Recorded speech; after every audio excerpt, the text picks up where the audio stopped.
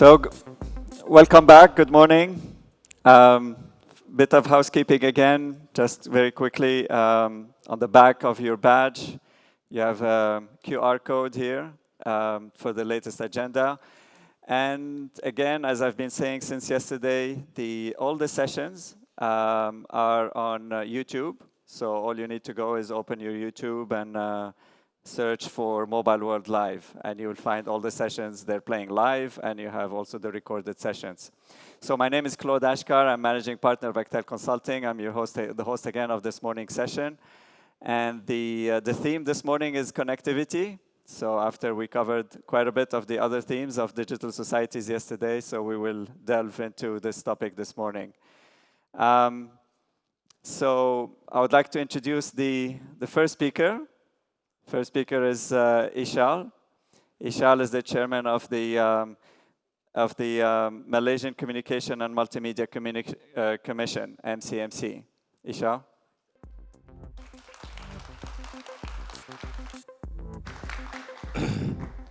Very good morning, ladies and gentlemen.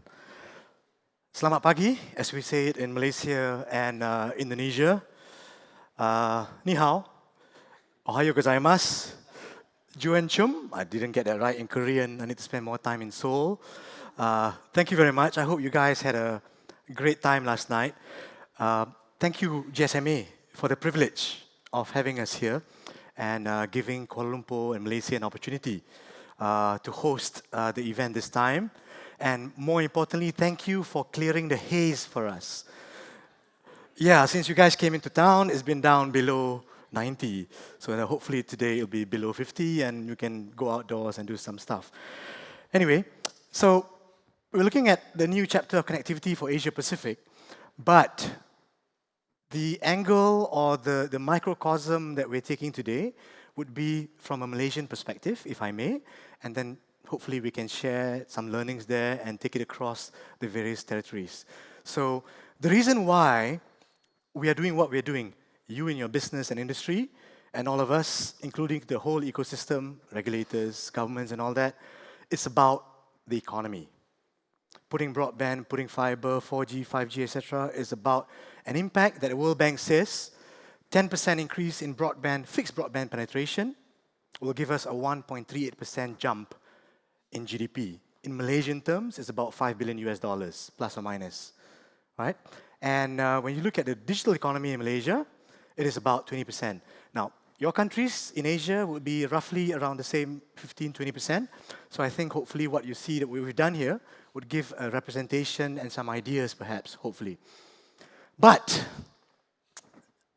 like everywhere else, Malaysia is suffering from a hangover.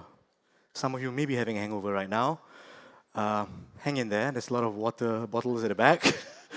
So the World Bank hit us with lagging of coverage and adoption, lacking market competition. This was all last year, right? 92% concentration for fixed broadband. And Malaysia is specifically greater market concentration than ASEAN or the OECD. So that's a red flag. That's a major red flag.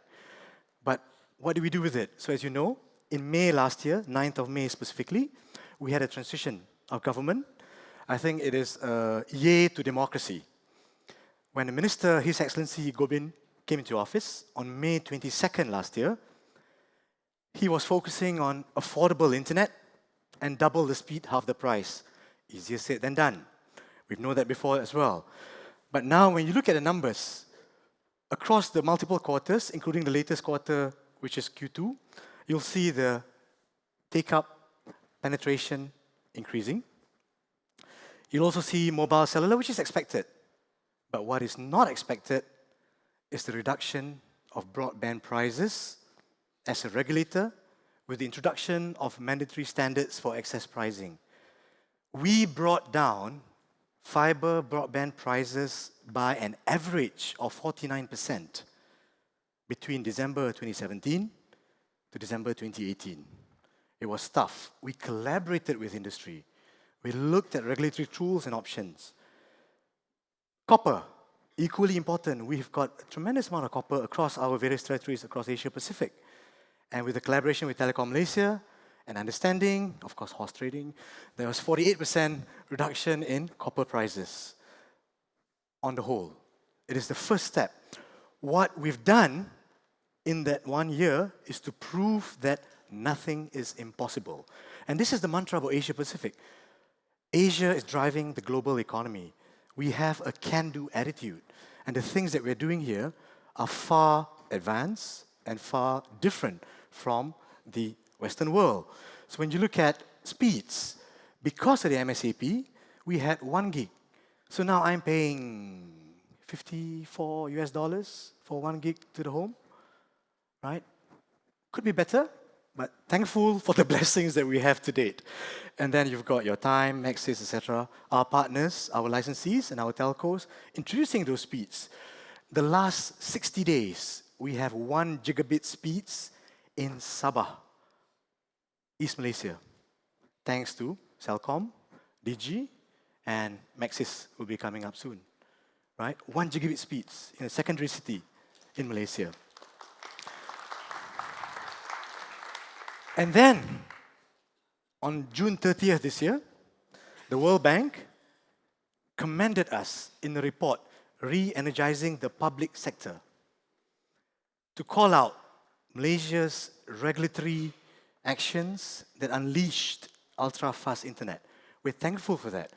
But commendations are commendations. It is in the past. The focus is the future.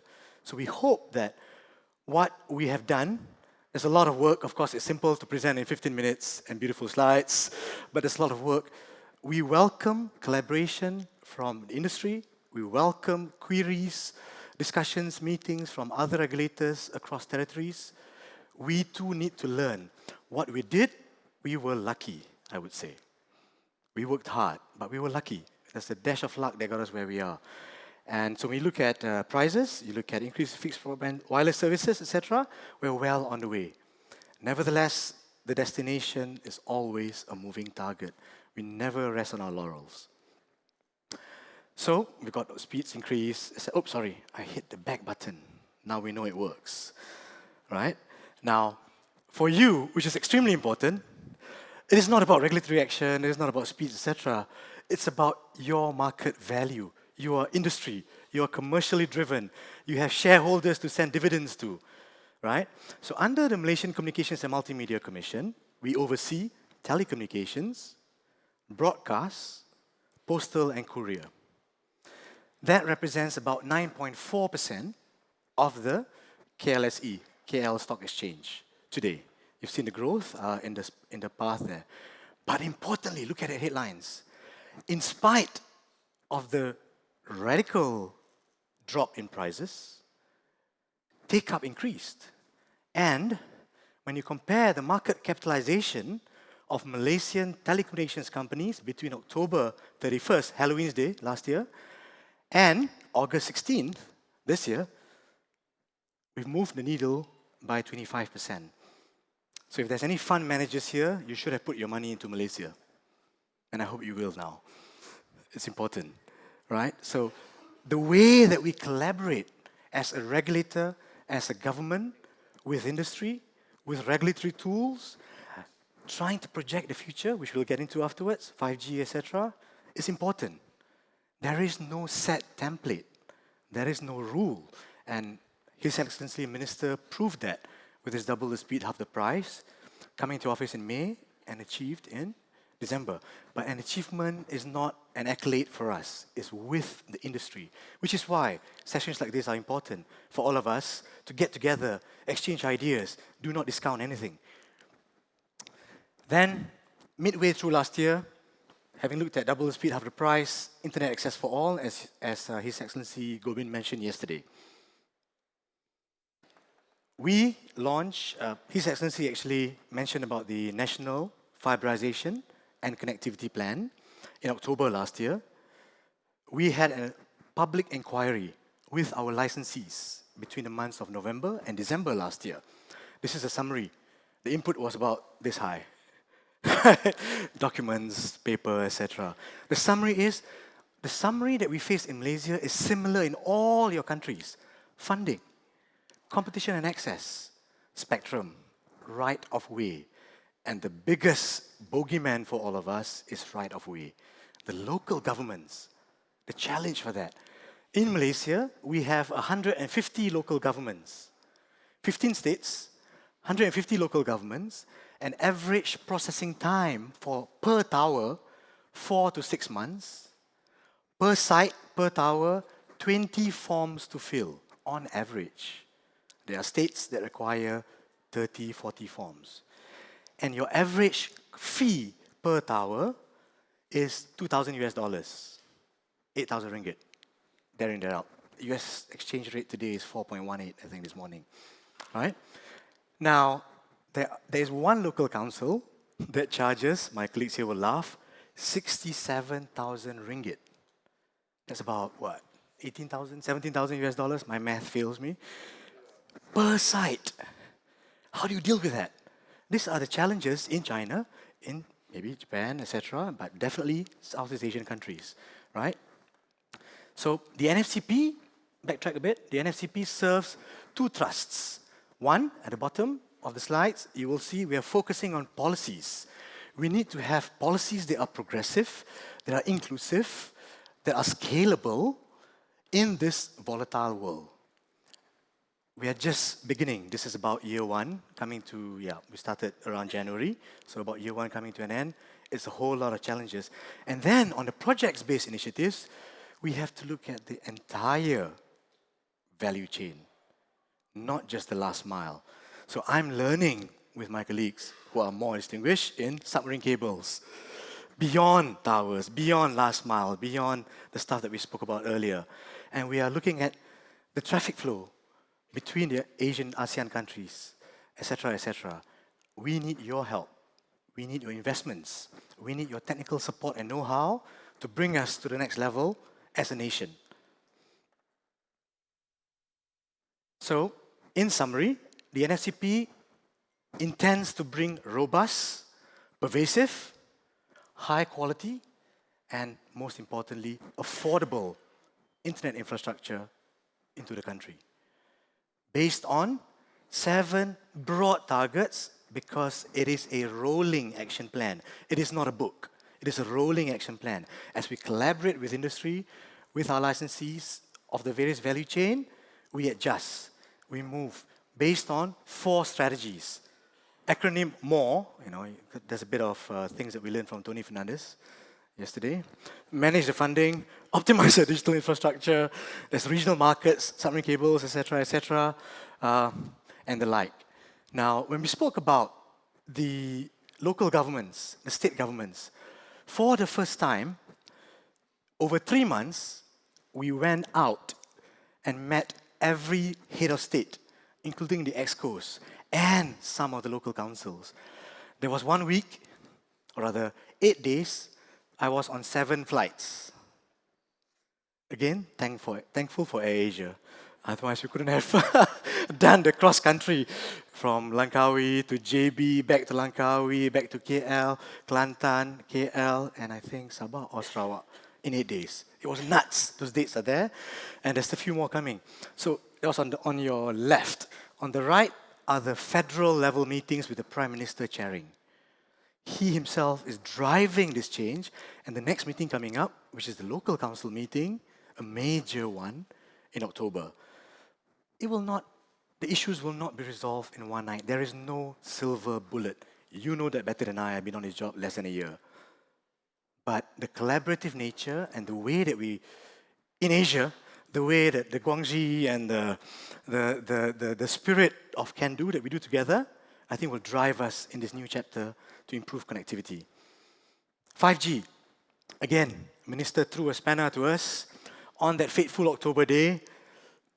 In his speech on stage, Prem, who's in the audience, Prem is one of the best analysts we have from Macquarie, and Minister said 5G. So we formed the 5G task force, right? Last year in October, 4 working groups. 113, I've got 1 minute left, so I'm going to speed up a bit. 113 members across multiple industries, as well as 4 working groups, spectrum, regulatory, infrastructure, as well as business case.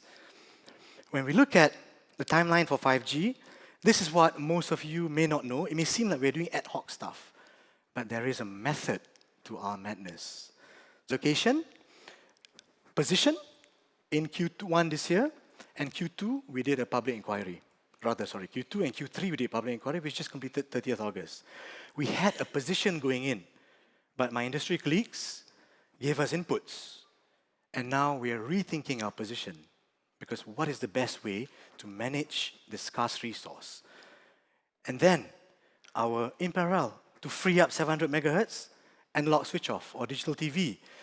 We're supposed to complete on Monday, a bit off. So Halloween's Day, 31st October, we are on track now. So we're missing that but we've missed that over 5 years. So anyway, jokes aside, we're going to hit the October timeline because the second digital dividend for 700 needs to come on the stream next year, right?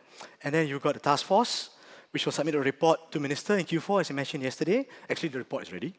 It'll be submitted to him in a closed-door session to discuss in October, first half of October, and then we'll move on to the testbed and showcase and demos, etc. WRC, if you can see, the way that we funnel our flow is heading towards a national position ahead of WRC. So you start with an end goal. You don't start with nothing. Focus on the end goal and work backwards the targets. That's how we've taken this step by step. And then, of course, we're doing our strategic review of the communications market, which should be done by the first quarter, and then a public consultation thereafter. Public consultations is very important. It's public, but technically it means industry, right? So we go out there to get views, etc. I won't go through this. We've done this in May and June. We launched 18 April, 21st April, a showcase. We did the field trials and test beds. Now we are moving to the nationwide demonstrator application. So we had a CFC, not chlorofluorocarbon, because we are eco-friendly. It's called for collaboration. We've had those numbers, 30 over use cases, 5 states, industry-driven, not government-pushed, right? We're looking at getting some of the AAs approved soon, in the next 48 hours, etc., because 1st October is Tuesday. So 1st October, technically, our industry here will begin deploying a 6-month demonstration project across 5 states in the country. Those deadlines are the ones that you see. So last slide, kind of over by 1:30. The word spectrum, much spoken about and much revered, much touted, used to be a black box. Malaysia, and we hope the rest of Asia, aims and will be transparent about the process. So we had a consultancy study, as always. We have a position. We looked at our bands, as you see in front of you. We did our public inquiry, as I alluded to earlier, from July till August. Our position going in and our position post the public inquiry,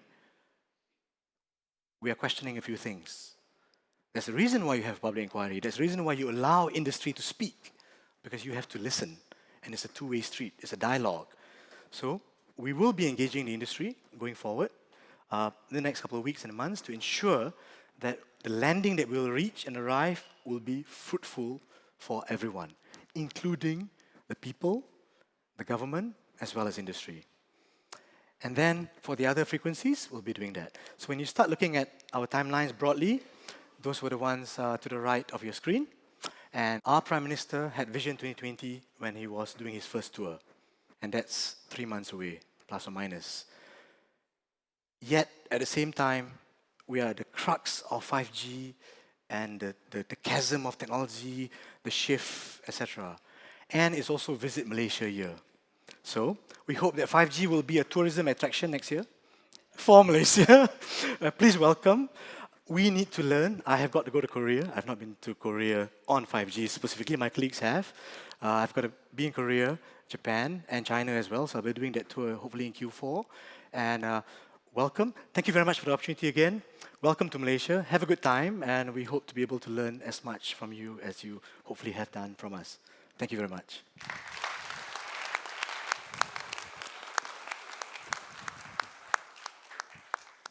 Ishal, thank you very much. I'm glad you mentioned 2020. Yes. I moved to the region in 1995 from Canada. You're and the I real remember visionary. I remember 2020 was all about the vision at the time by Prime Minister Mahathir. Yeah. And of course, soon after that, we had the 1997 Yeah. financial crisis here in Asia. We had I was hit. several crises after that. Yeah. And let's face it, regulators here and elsewhere in the region made a lot of mistakes over the years as well in terms of giving too many licenses to too many operators, making life for the operators very difficult, charging a lot of money for spectrum and all of that. Yep. Very glad to hear you now and the minister yesterday, the NFCP, you know, the National Fiberization and Connectivity Plan, you know, improving the performance while improving the affordability of the broadband, the 5G plans, all of that. It's really a long way. Thank you very much, well but it's a done. longer way to go. And it's a huge challenge.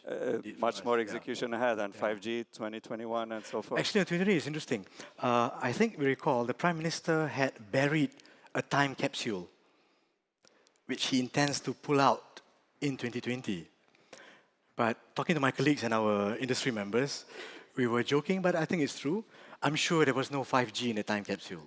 So we hope to give him a pleasant surprise early in 2020 to have some 5G going commercial in 2020. That's our secret target, which is no longer a secret now. Anyway, thanks. Fantastic. Appreciate Thank it. you. Have a good Thank day. you, Sean. Thank you. So our next speaker is from a country that forever, as far as I can remember, and for the future remains to be a leader among all countries globally in terms of broadband penetration, broadband speeds, and in terms of 5G deployments, and so on and so forth. So I'm talking about Korea, of course. So we are very fortunate today to have Sohee Shin here. She's Senior Vice President with KT, Korea Telecom, and the Global Business Division. Sohee?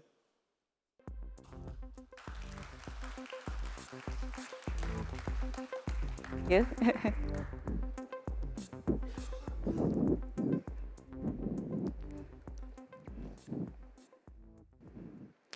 Good morning, ladies and gentlemen. I am Sohee Shin of KT. I am very pleased to be here to share our efforts and commitment for making 5G a reality. First, I will introduce our 5G story. KT's goal is to build a gigatopia where people and all things are connected to advance industry and innovate people's lives. 5G is the core of Gigatopia. Since the announcement of the world's first commercialization of 5G in March of 2015, KT has strongly driven the 5G market. Through global tech demonstrations at the 2018 Pyeongchang Olympic Winter Games, KT provided the world with future experiences of 5G.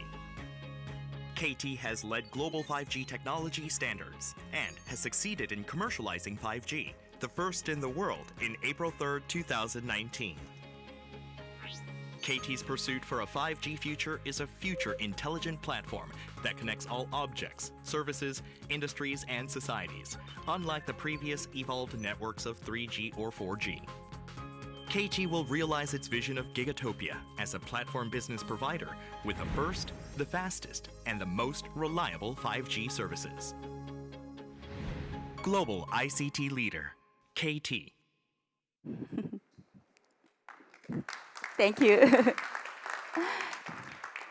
Okay, all of you here understand very well the opportunity and potential that 5G will create for us. 5G will promote digital transformation of the entire industry, creating huge amount of economic value. According to KT Research Institute, 5G will create at least 48 billion US dollars of economic value in Korea in 2030. It is equivalent to 2.1% of our national GDP. So today, I will introduce KT 5G now and future network landscape to fully accommodate industry's needs and requirements for digital transformation. This is overall KT5's network landscape. The first, I will introduce network slicing. 5G network have to serve various devices with different characteristics and requirements in terms of mobility, reliability, latency, and so on. Network slicing technology slices one physical network into multiple virtual end-to-end network, each dedicated for different types of services like mobile broadband, autonomous vehicle, and massive IoT. Using network slicing technology, KT is providing industry's first 5G enterprise network so that the company can have their own 5G network with the full control and the security. 4G network is divided into two parts, core network and radio access network. It means all the mobile traffic has to pass this core network to access the service. Once the 5G core is divided into, hugely decrease. So 5G core is divided into control plane and user plane. So user plane will be installed in edge cloud across the nation near base station, while control plane is installed in central location, separating user data traffic at edge level. Connectivity among VMs in edge cloud and control plane, central location, will be provisioned using SDN.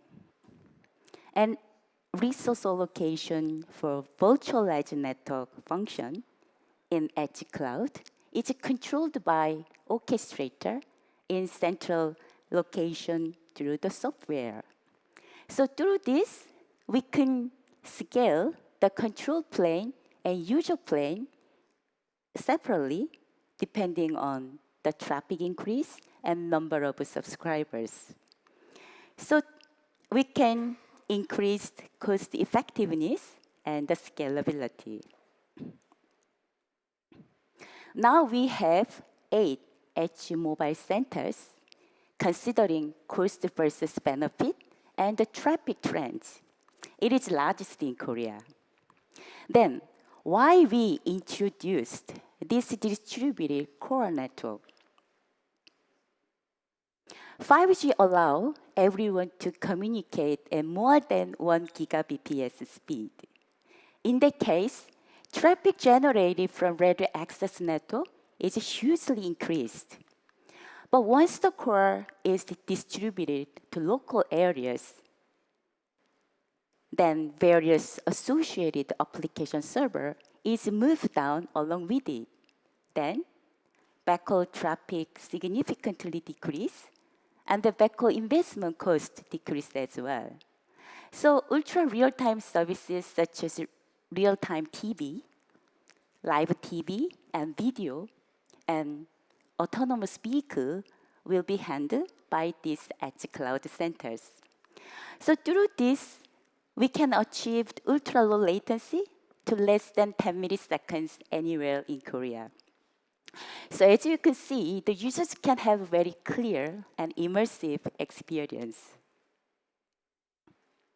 KT's backbone network is full mesh topology in that every node in the network has a circuit connection to every other node. End-to-end orchestrator is network virtualization integrated control system. So virtualized network can be quickly changed according to service demands, enabling efficient network operation and providing various services to users in a more flexible and effective way. 5G network should have highest reliability against increased complexity. Dr. Roland solution with SDN technology and deep learning algorithm detects network failure proactively and then restore the network automatically. So now the accuracy for detection is almost 93%. DrWise is an AI-based automatic and remote optimization tool with self-organizing network technology.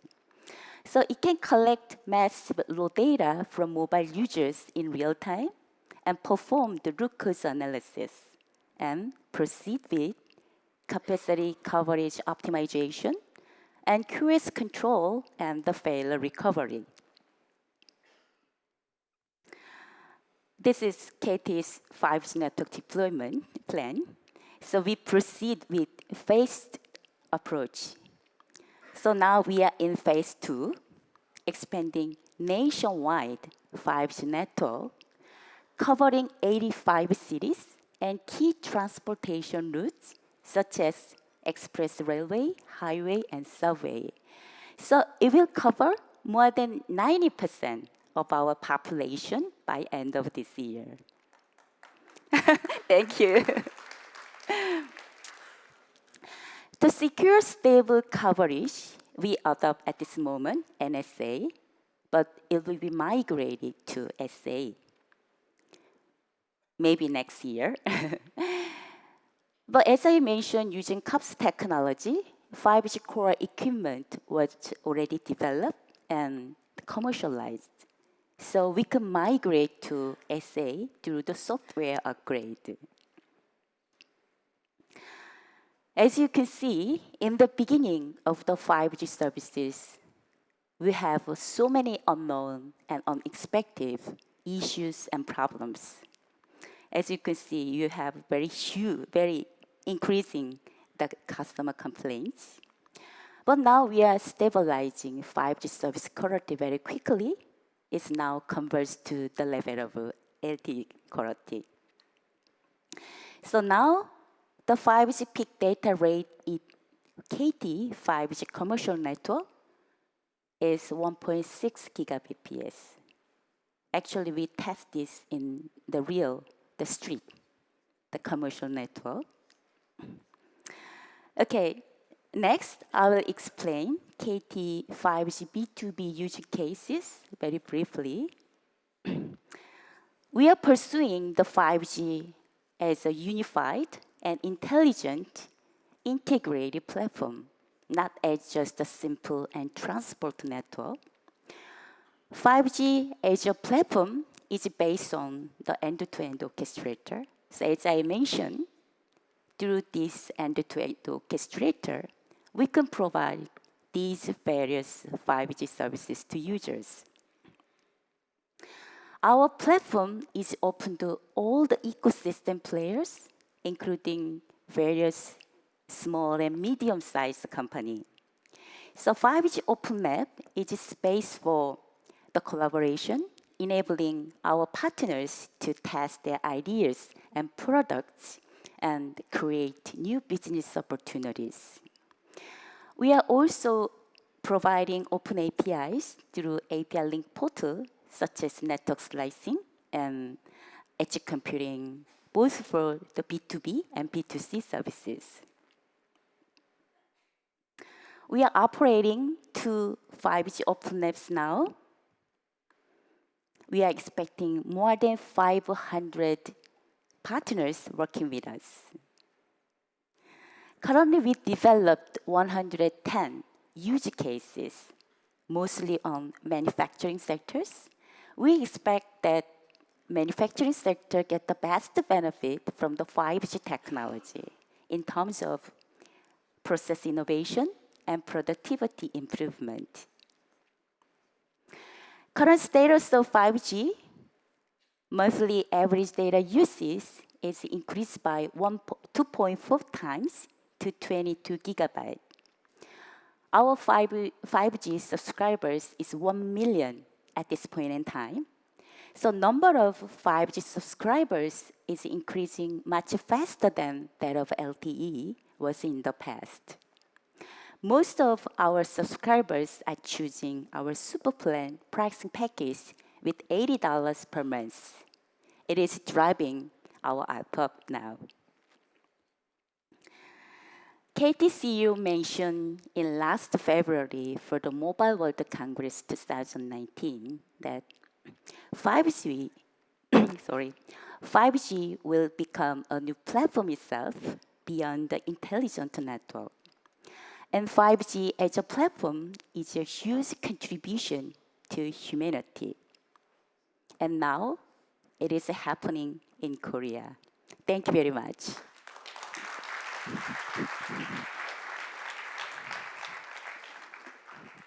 Thank you. Zoe. Thank you. It's a fascinating presentation. Thank you very much. Wow. Okay. I mean, I'll- Ishal, if there's one takeaway from this is do not miss on your deadlines for 5G introduction in Malaysia. Lesson well taken. And there's going to be a quiz at the end of the day as well on CUPS, on NSA, on SA, on network slicing. So there was a lot of information that we learned from you Okay, today. okay. Thank you. Zoe. Thank you. Thank you. Okay. Our next session is actually a panel. It's a very interesting panel, so I'd like to immediately invite the moderator, Julian Gorman. He is the Vice President of Asia Pac for the GSMA. And I'll introduce very quickly as well the rest of the panelists, and then I'll hand it over to you, Julian. So I'll welcome back Alban Murty, with whom I had the pleasure to speak yesterday. Alban, as a reminder, is the CEO of Digi, local mobile operator. Suresh Sidhu, CEO of E.co. Where is Suresh? Here he is. Coming in, thank you. Lee Kang, Chief Engineer from Fiber Home. Thank you. And Attilio Zani, Executive Director at TIP. And David An, CTO at ZTE. Yeah. There you go. Okay. Over to you, Julian. Thank you very much. I suppose we've had two great presentations to start the day, really set the scene. So, I mean, mobile communications has really become the platform for digital transformation and disruption of industries. And whether that's in the consumer world with ride sharing or your holidays, government services, agriculture, and now even more into manufacturing with 5G. So it's been a platform for innovation and stimulation of new economic activity as well. And so as we enter this dawn of new connectivity with 5G, I suppose it's bringing together a bunch of new capabilities and potential for innovation and opportunities for operators to actually serve a new market, a great new market. So with that, perhaps one of the, pose to you after the great presentation from Ishal about a nice path and a sort of clear path to Malaysia's vision for a 5G future is from a policy regulator point of view, do you see that the government is leading enough and collaborating enough? And perhaps, Alban, maybe as the head of one of the large mobile operators, your comment would be very interesting to start with. Yeah. He actually sounds more nervous than me. Yeah. Yeah. No, I think it was a fantastic opening by the chairman, and I think Malaysia is, you know, he painted a picture of Malaysia sort of now having an opportunity to go forward, and that's really the feeling, because some of the things that he put on the slides are really first time happening in Malaysia. For example, discussions with the states, discussion with the industry and regulators in terms of how do we actually get this done. And yesterday I talked about, you know, we have dilemmas to choose, business, consumer, what are the use cases that we should do. But it's happening in an open discussion, and that's really where the difference is. You know, it's public inquiry on the spectrum, it is how do you actually utilize, it's infrastructure sharing. So it's actually very new. And you know, I've been a CEO for 4 years, and I've been in the industry I stopped counting after 10. And I think it's very refreshing to see this approach. And I think that's the only way we're going to do what KT has done. And really, it's amazing what KT has done. It's called the will and the foresight to sort of just go after a direction, and then everybody's all in. We got to probably do the same approach.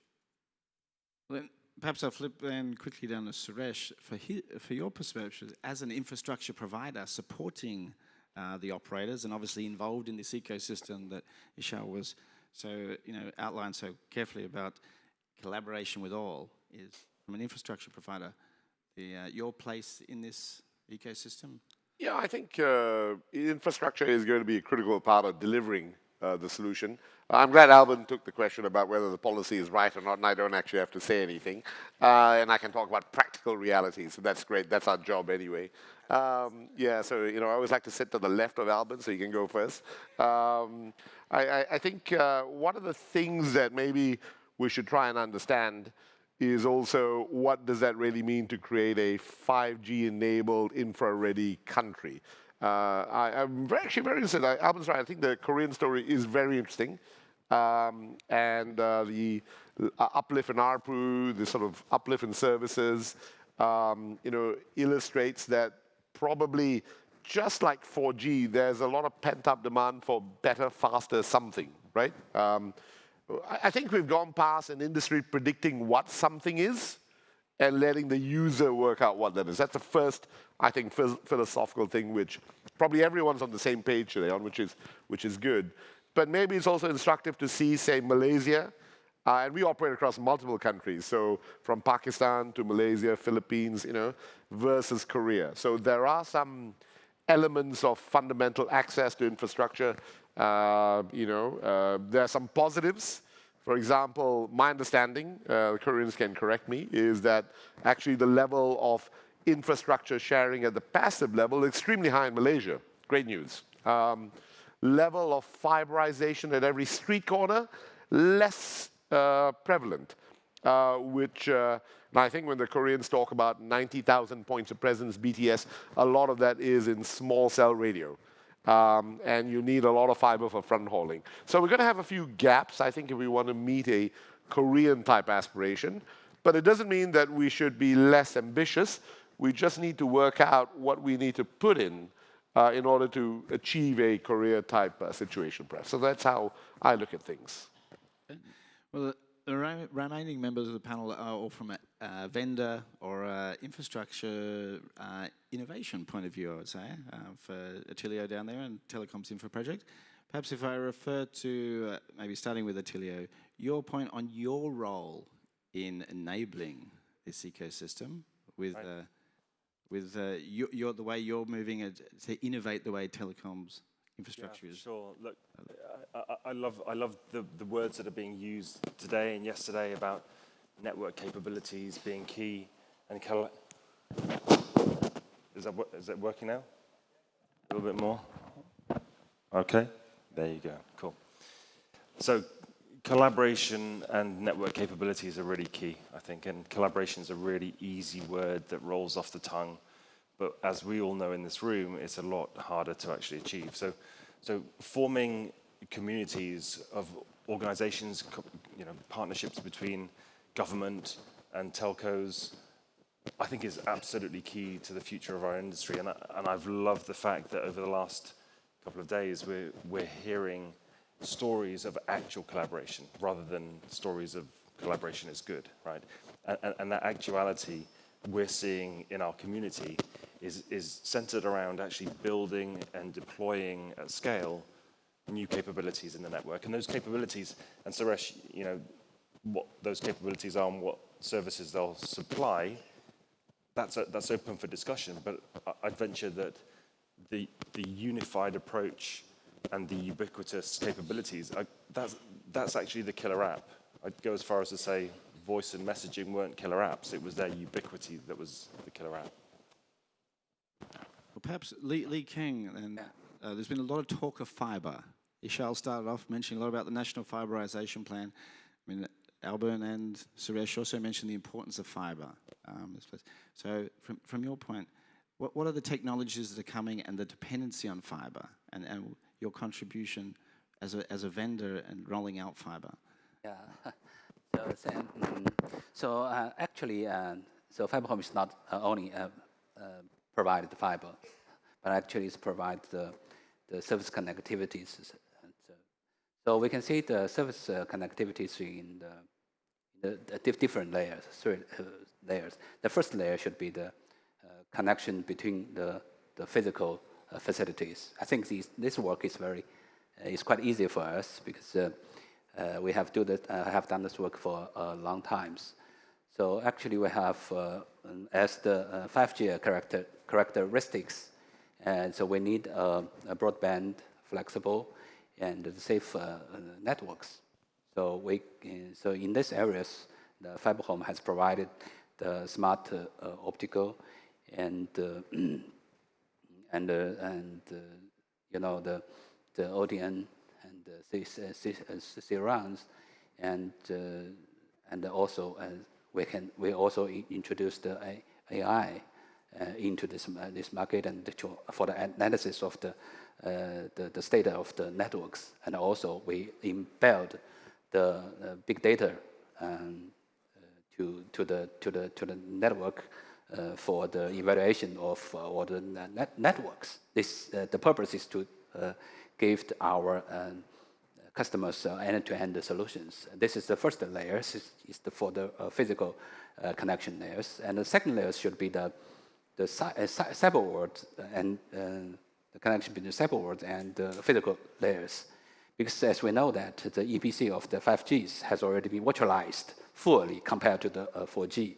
And this virtualized part has decoupled from the physical layers. So we need to manage the virtualized resources and also the physical resources. So that's why we can make the innovative the services.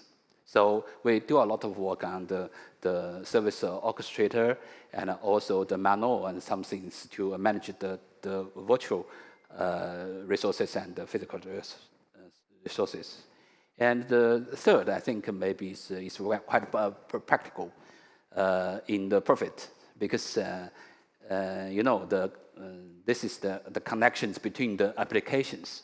This is related to the cloud and edge collaboration, because you know the 5G compared to the 4G and the 3Gs, they are the benefit point is how to say that, it's industry oriented actually. So that's why Fiber Home don't think the MEC is not an issue, or it's an issue of platform. It is actually we should stand on the another angle, the whole network angle, to make the MEC solutions. So we have joined the OpenStack and the StarlingX and the open source communities to provide the customer to end-to-end and cloud and to the edge collaboration solutions. So that will create the innovative service to the customers. Thank you. David, I know it's a long way down there to the end, but I think it's time for you maybe to weigh on in as ZTE, your comment on the new technologies, a lot of talk of the new technologies, MEC, software-defined networks. How much of this is really dependent on 5G? How much do we have to wait for 5G, or how much should we be talking about now with mobile operators working on these services now? Yeah, that's a good question. And I always think the name is very important. If you look at the 4G name, is long-term evolution, which means it's going to coexist with 5G for quite a long time. And also, LTEs keep evolving. Yesterday, I hear some speakers say we don't need to wait for 5G. Actually, we can do some of the things with existing 4G, with SDN, NFV, or of course, the most important one, the capabilities, voice over LTE, and also the important massive machine type communication in 5G. The foundation is NB-IoT and eMTC. Of course, the ultra reliable low latency, we have to rely on some 5G, but LTE actually evolving on vehicle to X, which means vehicle to vehicle, vehicle to infrastructure, and vehicle to pedestrians, and vehicle to network. So actually, we can do a lot of things on this. Of course, 5G is quite exciting because of the new capabilities. The most exciting one is the openness. So our industry have talking about open for a long time. I remember for last 20 or 30 years, from 2G, 3G, 4G. We can't do the openness because I think two reasons. One is from a technology perspective, because we don't have the ubiquitous SDNFA. Now we introduce service-based architecture. And the second one is on the protocol. So if you look at the 2G to 4G, it's all the 2C protocols, to consumer protocols.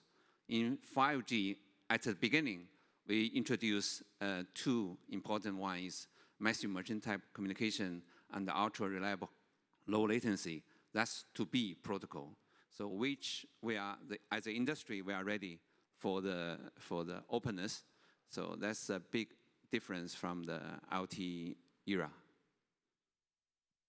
Alban, as the owner of the customers in the room and the guy who's standing at the top of one of the mobile operators who's going to be delivering these services into market, I mean, your dependence and the importance of vendors in addressing this opportunity of new network services, how would you place it in perspective of the other things you're doing? Yeah, so I think partnership in terms of ecosystems or providing solutions, they definitely come from different partners. In this case, you refer to them as vendors. They bring in the know-how and the competence, but they also need to now sort of help us with cross-border sharing of what's going on in the various markets. And that's where I actually feel a lot of value add from these global partners. So ZTE is our network partner. The network is managed by Ericsson. We then have two potential partners to actually share what is happening around the globe. And they both have footprints in areas where 5G is being rolled out. But just one step back, I think David mentioned an important point. We also have not utilized fully the potential of 4G. And I think that's where we probably need to start getting consumers and users to actually use that. Voice over LTE, for example, the penetration of voice over LTE is still very low. And you can do that very well on, as David mentioned, on 4G. So how do we actually push those capabilities, M2M, IoT on 4G? It's not about the speed right now, but it's about the use cases that we can actually now get customers to actually try actual services of tracking, of movement of vehicles, people. So that's what we are spending our time on in the front end to the consumers. So getting consumers the services that they can use, then we rely on partners and vendors to bring the know-how and the experience. With I mean, in mind, so Suresh, with the critical role you play, or your business plays in the rollout of networks and the availability of networks, so I mean, you move ahead, I suppose, of where the customers are, or to some degree. What role do you see in helping set that coverage of the network and availability of the services in support of the operators? I think that we have two roles, which is, for those who don't know, we're a tower company. So what does a tower company do? It builds structures, right? It's not that exciting in a way, but fun, by the way.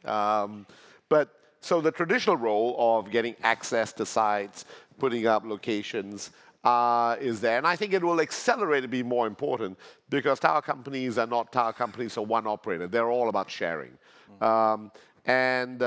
We see on that, so we still stick with this traditional approach, actually a confluence of forces from public aesthetic or safety or town planning issues requiring not a proliferation of structures or access points. People don't want these things everywhere. And I think our role will be more important in getting ahead of the curve, in making sure, whether through partnerships in master planning, partnerships with local council, that access and areas that can be shared clearly marked, even before structure may be there, right? So I think we've got to play a more proactive role in solving that problem for the industry.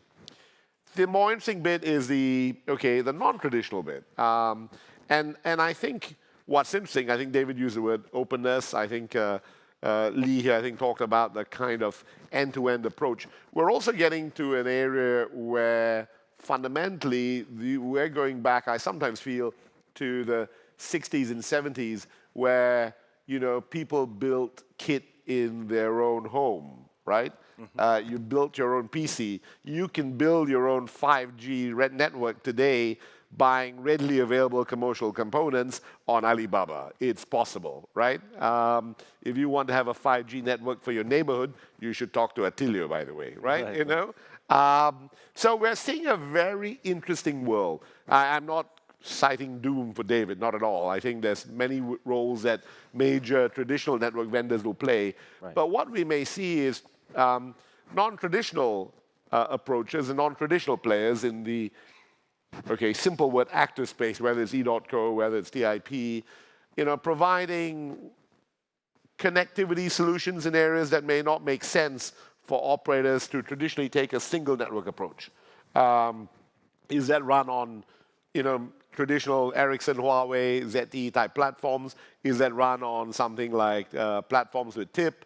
Is that run on things we build ourselves? We don't really know.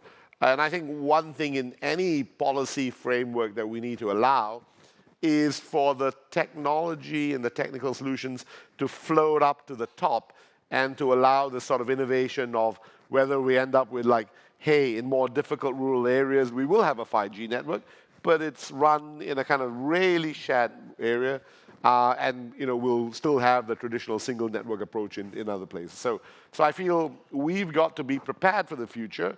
A company like E.co must do its core business well, but it also must play a role in enabling the ecosystem, I think, of this more open architecture, more open solution approach as well. So that's how we see the future and what our role could be.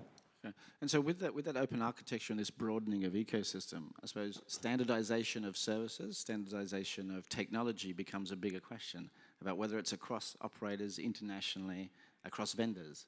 I appreciate maybe to Lee Keng to comment the importance of standardization in your business and your support of standardization to the operators and across operators. Yeah, thank you. Thank you. Comment on this too. Yeah. Thank you. So actually, I worked for the ITOT for making the standardization works for several years, I think. Maybe I can have some more comments on it. So actually, and I have a very deep thinking that. So with because the technologies now have has been changing very quick, but the standardization work cannot match well with the technical change. So because the standardization work is to follow the traditional ways, they're too slow actually. So so I think maybe the open source community programs could be a very additional solutions to the standardization SDOs works. So no need further illustrations. Standardization work is very important.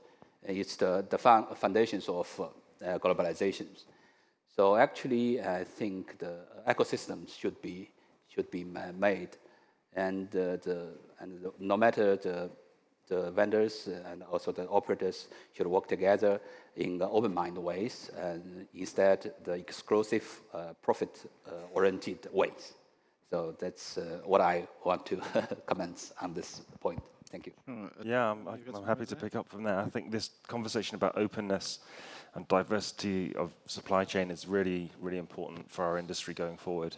And I like, Suresh, what you were saying about the idea of people being able to locally pick up technology and build it locally, right? I think there's a great opportunity around the world for governments to support innovation in their marketplaces, which is being seen here in Malaysia. But I think there's an opportunity to cash in as an industry on this desire for innovation to come to the fore right now, based on some amazing use cases that we've seen in videos and mock-ups of what the future looks like, and it's all mobile. So at TIP, we're a community of vendors, operators, and systems integrators and web-scale companies who are committed to disaggregating hardware and software so that becomes a lot easier, and the supply chain becomes broader, and innovation is fostered more swiftly. That's not to say, like Suresh was saying, the large vendors are not welcome. Absolutely, I think we need all flavors of network for the future. So openness is a really, really important element. And Wing Lee was explaining yesterday the Terragraph solution that he's deployed very, very swiftly to great effect. And that's a technology developed within the Telecom Infra project. So the future's, we've come a long way in the industry, right, in the last 20 years. There's a lot of hard work to do, but we've got the right people in the room to do it, right?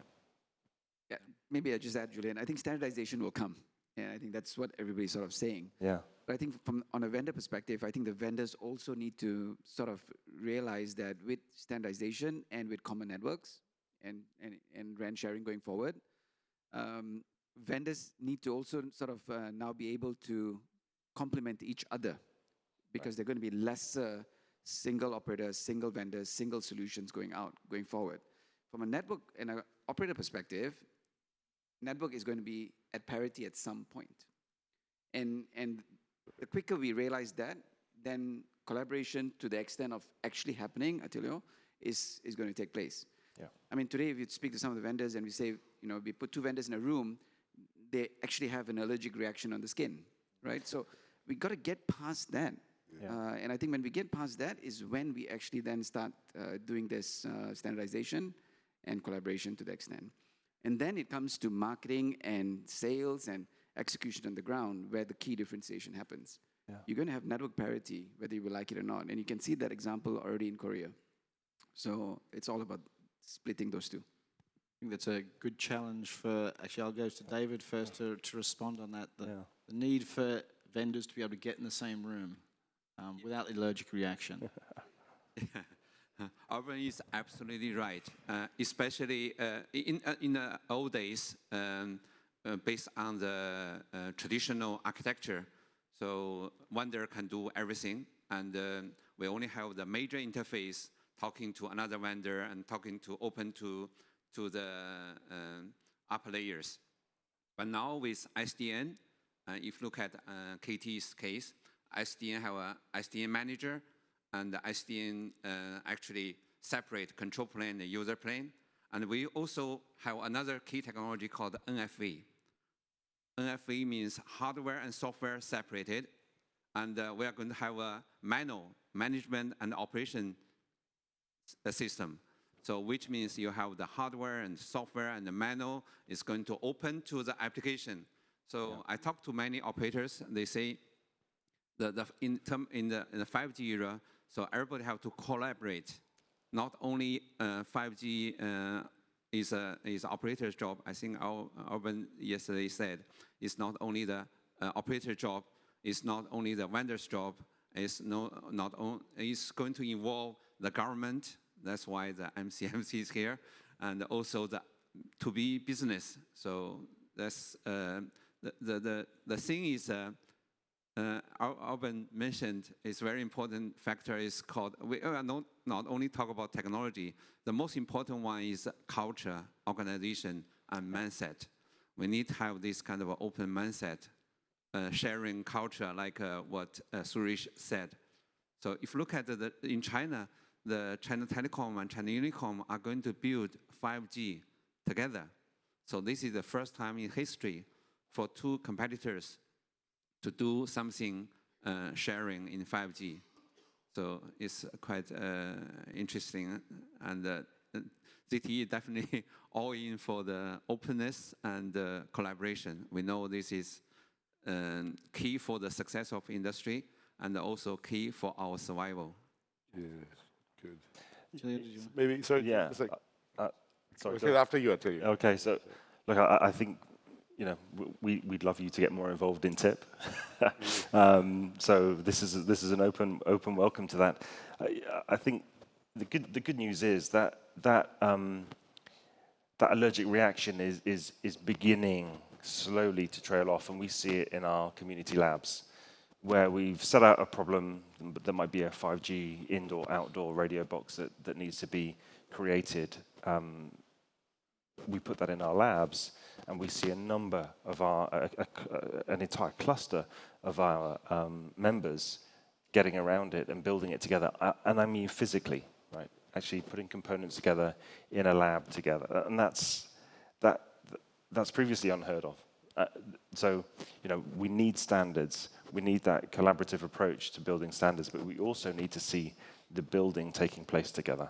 So together, we build is a key theme for the future, I think. I think one of the questions that it all engenders is a little bit, what is the policy framework to allow all this. And I think a question for governments everywhere and regulators is what is the level of directedness versus facilitation, that gets, put into policy statements. For example, we've got to make sure we should allow private LTE, private 5G networks to be a reality. But I think it's perfectly acceptable for national licensing to allow that those private networks must provide public layer access as well, for other operators, for example. So what's the regulatory framework for that sort of thing? And I think these are the interesting hidden questions, because I think today's discussion on policy frameworks is still very much on how will you allocate spectrum, should you make RAN sharing A type, B type, C type, which is critical, and I think still haven't quite been answered. But I think there are some very interesting questions bubbling at the back, and we cannot predict the future. We just have to build a policy framework that allows the future to happen in a way that makes sense for everyone, right? And I think that's the challenge. So I don't envy Ishal. He's in a very interesting spot. And later on, if you want to hear his answers to his questions, you can come to my panel, which I'm hosting. So just a quick ad there, Julian, right? Yeah. Exactly, there you go. I learned a thing from Alban. He's a good marketing guy, right? Marketing is panel session in the afternoon, so make sure all of you show up. Yeah, definitely. So we've heard collaboration is essential at so many layers. From the start with Ishal this morning, now we've talked about between vendors, within certain operators, across industry. I suppose the question becomes, 5G is the catalyst, or the industry maturity at the moment is the catalyst for these changes. And so it's driving the digital transformation in the economy. But what transformation needs to happen within our businesses? The mobile operator, the vendors, the partners, because historically we don't really have a DNA of necessarily collaborating so well, especially within a nation. So maybe I'll leave it with Alban to start, as the digital transformation that needs to happen in your business to facilitate this great collaboration across the industry that's going to drive 5G. Yeah, I think it has to start with the leaders. And I think the leaders have to sort of walk the talk, a very old saying, but it's really that. And I think the leaders really have to bring down their egos and say that we're going to really do this once and for all in the right way. That's the first one. So it's a little bit of mindset, what David talked about, and the culture. Suresh and the other gentleman talked about as well. But beyond that, I think it's making sure that we understand that we're doing this because there is a ultimate benefit for the consumers, and there is monetization potential. At the end of the day, we launch new networks and new capability. The chairman talked about profitability and what are the returns. So you can't run away from the fact that you have to balance those two things. One is taking out services, doing the right things, and that's where efficiency and the reasons why you want to collaborate becomes more and more important. So for me, it's quite straightforward. It starts with the leaders, and that efficiency will enable you to reinvest more and more going forward in taking 5G and future technologies out to the market. And maybe Suresh, will give you a comment on I'm sorry. the people in your organization. Well, I think, broadly, I think Alban's right. It's about mindset, for operators, I think actually, and for traditional network vendors, frenemy is the new normal, right? So I think just get used to it. For those who are more industry, providing more utility services, have to be friends anyway with everyone like us. It's interesting. You traditionally focus on taking the lower end, less value-added stuff away. Actually, good news for people who are very interested in technology and technical skills, and I think for my teams in particular, that we need to become much more technical and much more able to do things like solve simple problems by coding and helping a customer out, right? Be able to link A to B and be a small piece, and not worry so much about the commercial value you get from that, but see that you're generating ecosystem value, and hopefully your ecosystem commercials to everyone cover all that stuff. So I think, nitpicking is the other thing that we need to move away from, right? Oh, mine, right? So I think this ability that I think everyone will have to pony up and increase the depth of technical skill, something we've not had to do because we've essentially outsourced that all to ZTE and Ericsson and Huawei all these years. But it's got to come back a bit more in-house. And we need to get less territorial about the commercial model. It's got to be at an ecosystem level, I think. So, Attilio, as a head of a community that is really actually designed on trying to bring this together, change the way we think about it, change the way we act, perform. I mean, your role is in influencing the industry? Absolutely. Look, I think when people turn up at a TIP initiative, at a community lab, we tend to get the people who are somewhat enlightened from the telcos and from the vendors who've already bought into the idea of collaboration. So we're really privileged, and what we're hearing is that the time spent in the TIP Community Lab is the best working hours of the week for those people. They love that interaction, and they've overcome that allergic reaction, and that's a beautiful thing to see. In trying to foster that and enhance it, improve it, I think culture is going to be a massive barrier and a great necessity to change. So the idea of the technology departments changing their approach to developing new solutions, we need to learn a lot from adjacent industries like the web scales, right? So seeing our interactions on the board of TIP, where we have Facebook and Vodafone and Telefonica, Deutsche Telekom, so we have an operator community, vendors represented on the board, and web scale companies. That interaction is super valuable because there are learnings that go across those organizations, and the openness with which those learnings are shared and adopted is phenomenal. So I think the GSMA has a part to play in this as well. I think encouraging more collaboration to be more active collaboration is super key, right? So David and Lee Keng, as international vendors, maybe you can provide a bit of perspective on where do you see Malaysia in this path of collaboration versus maybe some of the other markets in the region who you're working with, and any guidance you would give on to the rest of the region about Malaysia in starting their journey down this network services in 5G world. If you look at Malaysia, I was in Myanmar 2 weeks ago. Axiata didn't have a presence in Myanmar, but edotco have a strong presence in Myanmar, providing shared towers. So actually, Malaysia company already bring the shared spirit to other place. In Singapore and Malaysia, there is a term called kampong spirit, so which means everybody sharing. So if you look at the sharing culture, it's quite strong here. Yesterday, Alban talked about on the back end, we can learn some things from our European counterpart, but in the front end, how we deal with channels, how we deal with 关系 or relationship, and this Asia is quite innovative. So this is what I have seen in Malaysia is quite strong in this area. Oh, okay. Well, actually, I'll put you then to Lee Keng. Is as we move into this collaborative environment, and we said Malaysia is doing so well, and when it comes down to the network services, obviously people like Alban actually have to service customers who go internationally. I mean, the importance for, as a vendor, supporting operators for network services to be available internationally in a common format to support people like Alban delivering customers internationally. Your services are international, but how important is it in working with operators in a standardized and common schedule? So actually, the 5G is a 5G is a catalyst for the digital transformations. So actually, FiberHome is international companies. So we can. Oh yeah. Sorry. Because it's okay now.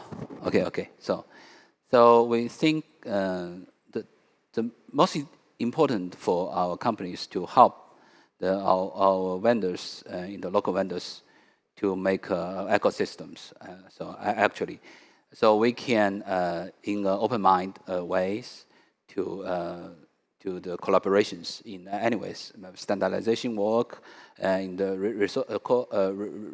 research work, and so anyways, if it can help to promote the digital transformations of our business and our counterparts. Thank you. I'm just going to bring that question then back to Alban. I mean, the importance for you, network services, this digital transformation internally, the collaboration extending beyond your borders in dealing with your customers? It's definitely getting more and more important for operators globally that when someone travels or someone goes abroad, it works. And we're still not there. So there are Digi customers in the crowd, I'm sure. And you've always experienced when you go somewhere else, things still don't work perfectly.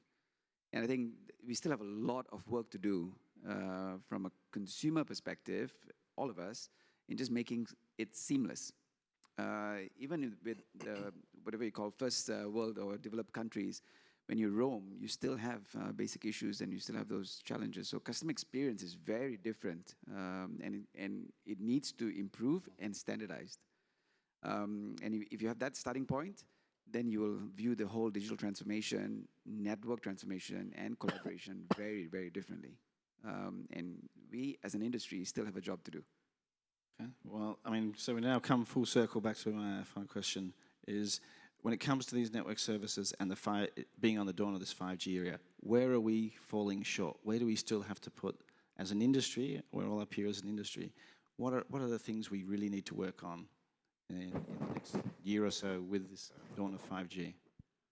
I think while the standards are there and the approach is there and the ability to be open is there, the ability, the actual delivery of shareable active that's easily deployable, for example, that's one example. It's not that easy, right? It actually theoretically is there, but it's quite hard to put it in place.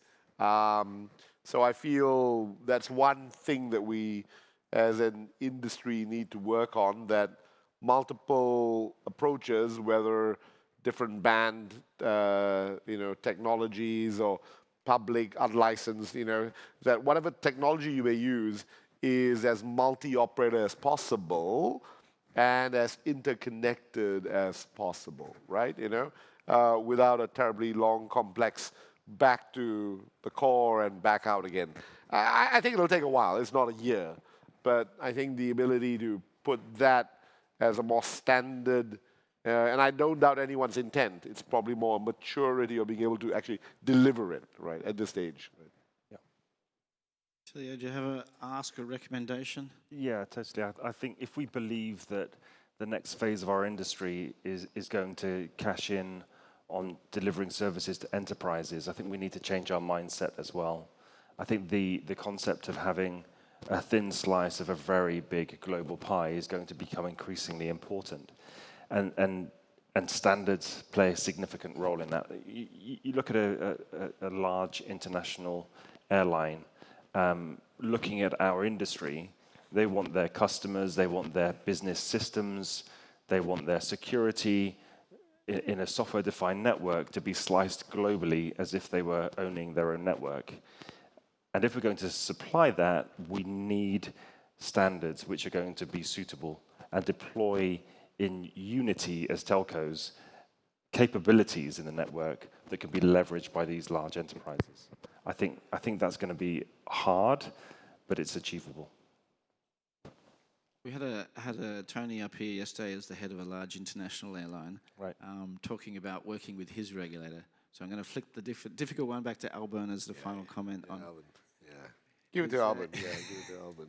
Yeah. Charles still's in the front row. Yeah. Is there anything to say about how we could work better in Malaysia? Yeah, so I started off with my first answer talking about a very different way of work that has started between the industry and regulators. And I think not just in Malaysia, but I think in Asia, there is an opportunity for both operators and regulators to actually sort of take a look at which segments in society are we wanting to serve going forward, which technologies should we focus on, and the timing of those deployment of those technologies, because it is quite different. The whole of Asia is very different in terms of their setup, and I think that common understanding needs to be there. Open, transparent discussions, like what's taking place in Malaysia right now with MCMC and the regulators, and the ministry and the operators, infrastructure providers. As MCMC chairman pointed out, it's the first time that even analysts are being engaged onto discussions in terms of where the market is going, what's important. So that ecosystem is very important. And that starts with a little bit of trust and a little bit of a common agenda on who we are trying to serve. Yeah. And if you can get that right, I think Asia is going to sort of be able to cut short the process as we now deploy 5G and future technologies, because we're much more structured in our approach. Right. Finally, just figured to final comment, like Lee King, your priority on participating in that collaborative ecosystem in Asia driving forward. I mean, where does it fit in your agenda, the priority? So actually, we are now cooperate with the operators on the 5G projects already. But we are talking about that. But actually, it's our Fiber Home's experience in the industries and the industry work, and also the experience with the operators will give a little help to this ecosystems. So we wish we can do our best to make this ecosystems successful. Fantastic. And I'm going to have a final comment, David. ZTE, major vendor in 5G, your steps or your focus in moving forward in supporting this collaboration in Malaysia and across the region, your focus point? Yeah, thanks. As a technology company and for ZTE, the technology is the easiest part. And the culture, organization, mindset is quite difficult. The most difficult one is the business case. So if you look at the old business case to consumers, it's like a Saudi Arabia field oil. You just find a good location, then the oil will pump. It's quite easy. But to be business is quite challenging because every country is different. Korea share the shipping, building industry, smart manufacturing, and yesterday a smart city, Indonesia. So every country is different. And to be business for us is like a shale oil.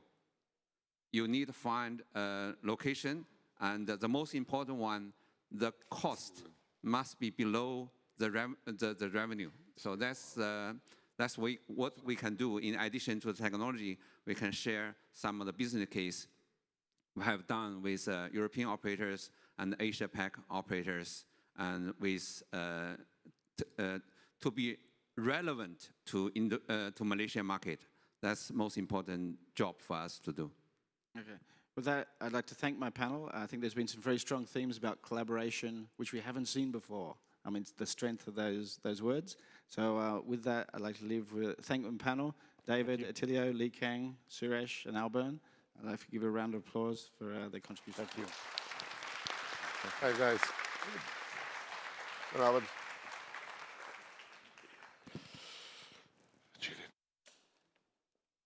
Thank you, Julian. Thank you. Yeah, on that last note of what is needed in the industry, I think two key themes there, collaboration and standards. I think we heard that Till, you mentioned the standards for network slicing. The same can be said also about another very hot technology we haven't spoken about much, which is the MEC, multi-access edge compute. Same thing, standards can hobble that if we don't get our acts together very quickly on that. In terms of collaboration as well, and I can't agree more. We just mentioned the example of China Telecom and China Unicom working together to deploy 5G, and these are companies with immense wealth and potential, and yet they feel the need of getting together because rather than redundant infrastructure, let's invest more in inclusiveness, and let's invest more in applications and innovation. One last session for this morning connectivity, and it's a firesat. I would like to invite the Senior Manager of the GSMA Intelligence Unit, Jan Strichak. Jan. And I'd like to invite as well Kuyan Hing, CTO of Huawei, Jan. As well as Tan Chengpeng, Head of Technology Strategy and Planning at Maxis. Okay, thank you.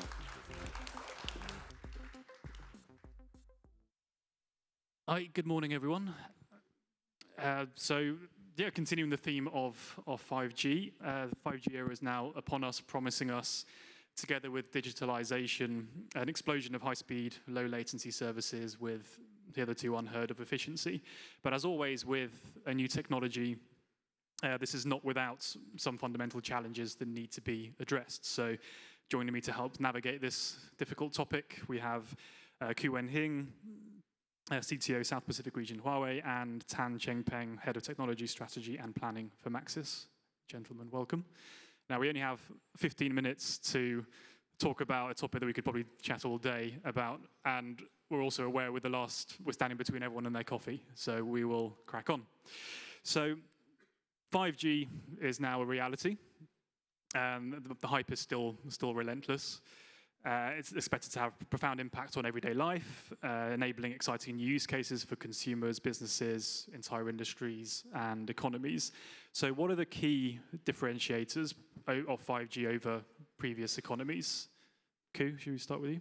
Yeah, I think, good morning, everyone. So I think for 5G, to the consumer masses, right, the biggest differentiator will be those applications that can offer something that is more visceral, something that's more immersive, such as VR and augmented reality and virtual reality.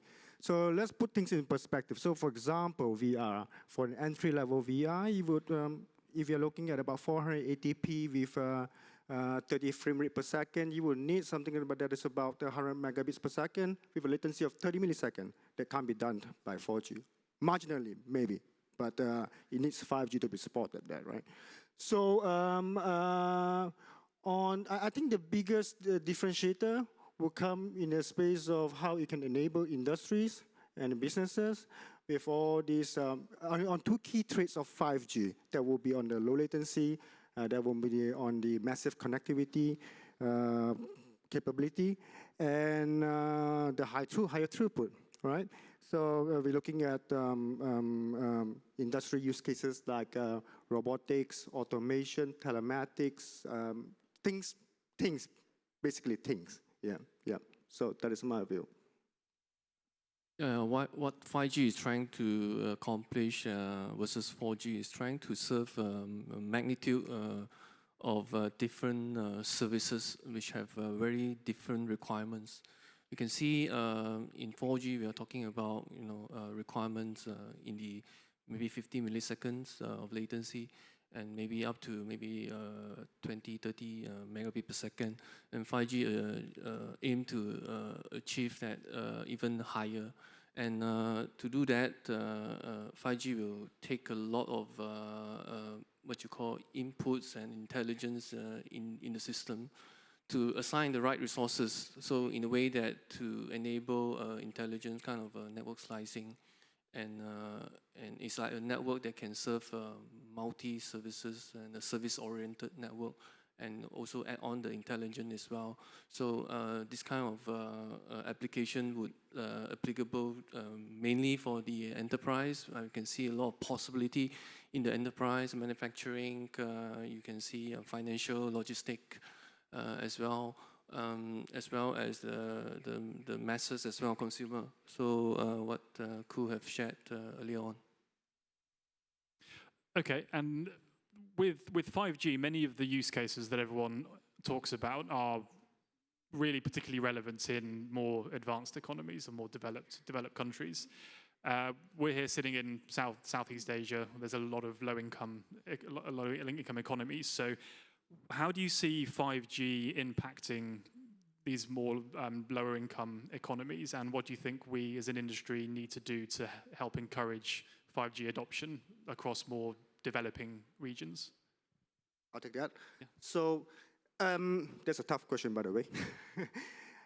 Well, I think that while 5G does not directly benefit the consumer masses in this we call it low-income market economy, yeah, because of the higher entry cost of the devices, and you have to pay a technology premium at the early stages of 5G, because ultimately everyone has to make some money out of 5G. But the indirect benefit will be significant and massive, right? So what 5G will do is to be able, for example, via 5G fixed wireless access, will be able to reach out to areas, digital reach to areas where it was previously not so feasible to be fiberized, for technical or business reasons.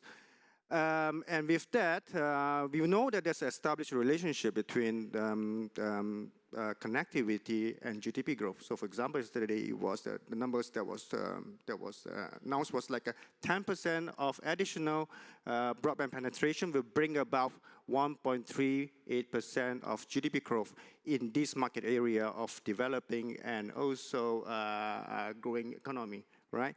So, what that means is that with that reach, it will stimulate the industry growth, all right, the businesses, and therefore, and therein, realize the subsequent effect of employment,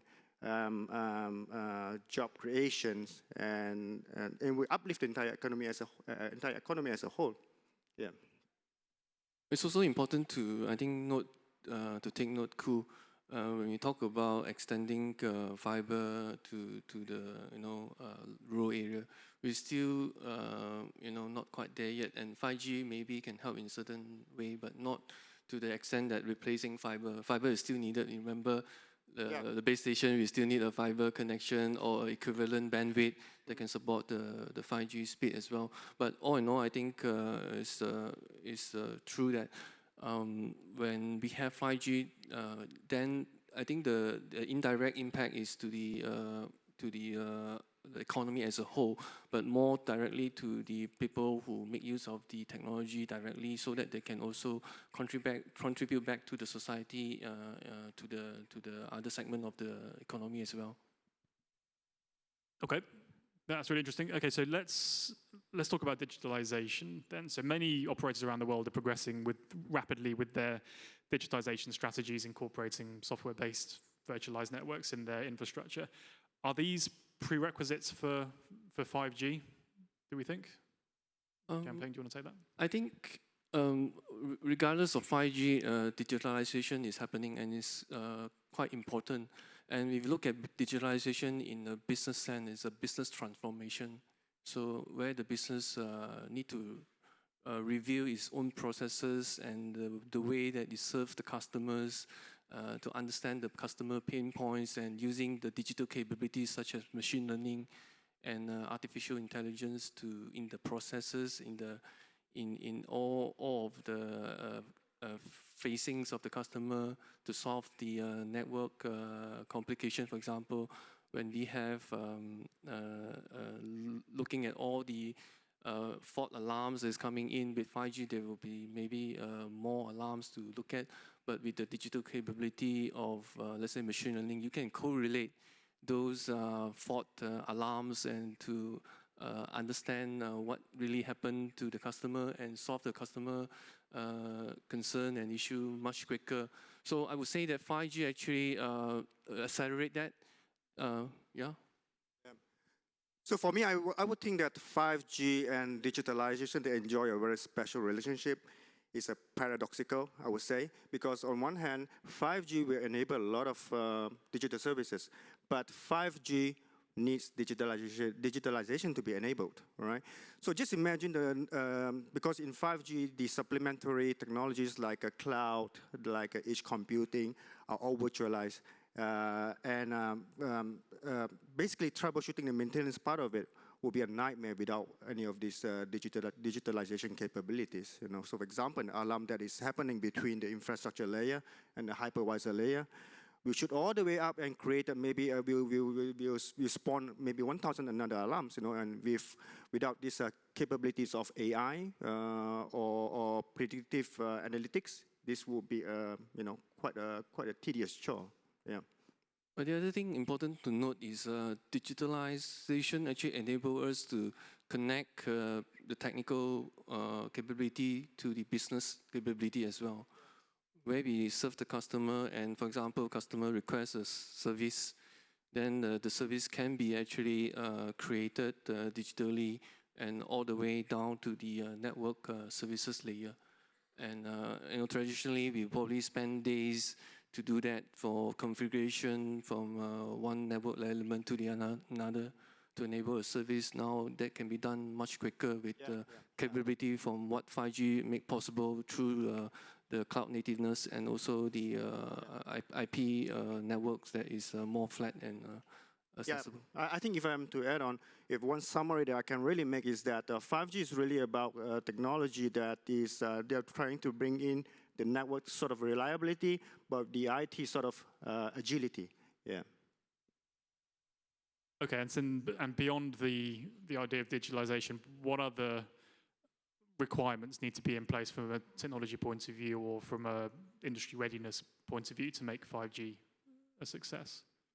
I think a lot of have been talked about today on the regulatory side, so I won't go deep into that.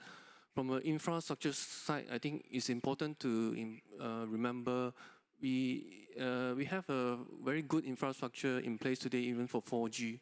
We have a very good 4G layer today. We have quite extensive fiber coverage to most of our base station, and to the large extent, the maybe only one hop to the next fiber collectors. So a lot of this can be reused, and it's not like complete built from ground up again. Some of this is require some upgrades, and of course some of the new capability like the 5G radio, we need to augment it. All in all, I think a lot of this infrastructure can be reused, and working together with some of the sharing partners that we have, we also try to explore ways to make use of all those in infrastructure as well. So I think from also spectrum perspective, that is also a key requirement for 5G. So I guess for a good startup network, we need a good what you call a spectrum band that can be harmonized and also work through with other countries, and we have a strong ecosystem with that as well. So we can actually get more adoption. The learning we get from 4G is when 4G, I think about 2-3 years into the after launch, then we start to see more handset in the mid and low range coming in. That's really when the 4G take up. So when you have that scale, that would actually help a lot to stimulate the take up and more adoption for that as well. Do you have anything more to add? Yeah, I would think that right from my perspective is that on 5G, the spectrum plays a big part, all right? So everybody is playing their role to harmonize the 5G from the regulatory perspective. And for us, for 5G, ultimately there are 3 categories of 5G spectrum. You know, the sub-3G band between 3 and 6, and above 6, that will be the high band, all right? And we do think that the spectrum allocation is really pivotal to determine the effectiveness and the spectral efficiency. So for example, on C-band, it has to be, our position is that it has to be 100 megahertz of contiguous block, all right? And above 6 gigahertz, it has to be 800 megahertz of contiguous block. That's one thing. And of course, you know, to really have the entire efficiency that 5G is really, the 5G's value proposition will be enabling those like a sort of new open services like a B2B2X, that kind of thing. You need to have this supplementary technology or the technology stack in place. Cloud, edge computing, yeah, full optical network. That is really crucial, right? So from Huawei, we are trying to contribute in that sense that, for example, we try to lower the barrier of entry to these technologies. For example, fixed wireless access. We have like a CPE, outdoor CPE, that is like a size of a 1.5 liter Coke bottle. You can self-install without having to call any of the operator. No, that's lowering the entry barrier, all right? So I think that it is a collaboration between the industry players, vendors, I must say, and as opposed to what Alban say, we do have a steroid for all those allergics between the vendors, you know, and that will be in the form of the operators, right? So I think that it will be a collaboration between the industry players, the vendors, regulators, and also operators. Three main prong. Yeah, absolutely. Yeah. So running out of time, but I've got one last question. So Chengpei, you mentioned about the 4G being the foundation and really important to the take up of 5G. So 4G is still relatively early on in its life cycle in this part of the world, and we GSMA Intelligence forecast that 4G will account for 2/3 of connections by 2025 across the region. So it's still a significant way to go for 4G. So how can we develop 5G without affecting the 4G momentum? I think 5G mainly use cases would be probably first on the enterprises, manufacturing, logistic, and probably some of these control systems that require a bit more reliability and maybe a bit more low latency.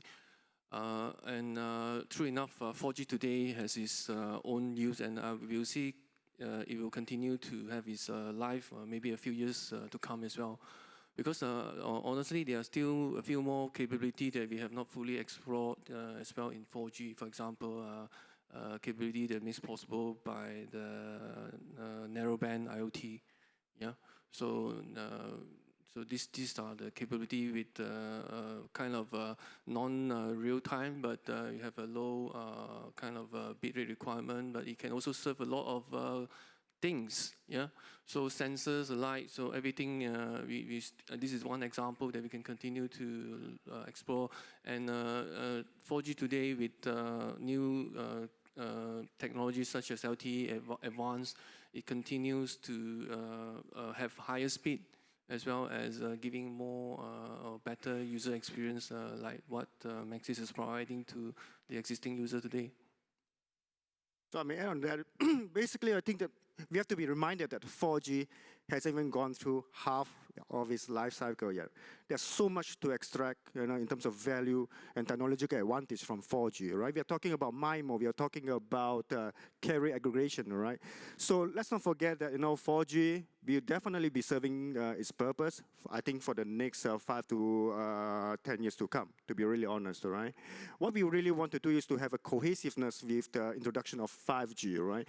And on that perspective, we have to ensure that the current technology that we have, you know, is basically has a least friction or complexity way to be able to support 5G in the future. Yeah. So that is my view. Yeah. Okay, great. As expected, 15 minutes wasn't enough to talk about this stuff. So I was looking at the clock. We've run over slightly, but yeah, gentlemen, thank you very much. And if anyone has any questions for us, please do grab us afterwards. So thank you very much. Thank you. Thank you. Thank you.